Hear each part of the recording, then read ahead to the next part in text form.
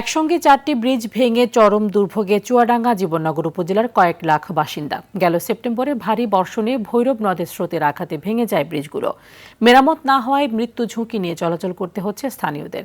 চুয়াডাঙ্গার জীবননগর থেকে মোহাম্মদ ওমর ফারুকের পাঠানো তথ্য ও চিঠি আরও জানাচ্ছেন আব্দুল হামিদ। সেপ্টেম্বরের ভারী বর্ষণে চুয়াডাঙ্গার জীবননগর উপজেলার সিংনগর বাওরের বাঁধ ভেঙে প্লাবিত হয় ভৈরব নদ। প্রবল স্রোতের মুখে 2 দিনের ব্যবধানে ধসে পড়ে মনোহরপুর, সন্তোষপুর, রাঙ্গিয়ারপোতা ও সিংনগর ব্রিজ। সেই থেকে ঝুঁকিপূর্ণ ব্রিজগুলো দিয়ে চলাচল করতে হচ্ছে স্থানীয়দের।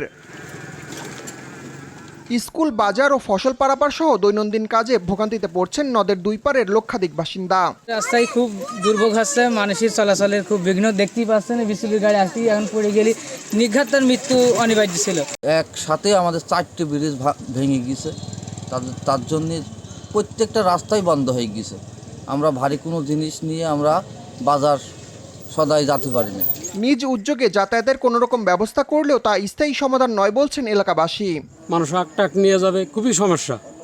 ধরেন প্রতিনিয়মিতই অ্যাক্সিডেন্ট হচ্ছে, তা কোনো সরকার কোনো পদক্ষেপ নিচ্ছে না। গাড়ি চালাতে অনেক সমস্যা হচ্ছে। এই ব্রিজটা দ্রুত ঠিক করলে আমাদের পক্ষে ভালো হবে। ব্রিজগুলো পুনরায় নির্মাণের আশ্বাস দিয়েছে উপজেলা প্রশাসন। ডিজাইন সেল থেকে এটা ব্যবস্থা নেওয়ার আশ্বাস দিয়েছে। আশা করছি অতি দ্রুতই ব্রিজগুলো ডিজাইন হয়ে আসলে আমরা নতুন ব্রিজ করতে পারবো। ব্রিজের বেহাল দশায় ঘটছে ছোট বড় দুর্ঘটনা। যাতায়াতে প্রতিনিয়ত বিপাকে পড়ছেন বাসিন্দারা। জনদুর্ভোগ নিরসনে দ্রুত সংস্কার অথবা নতুন ব্রিজ নির্মাণের দাবি তাদের। আব্দুল হামিদ, RTV।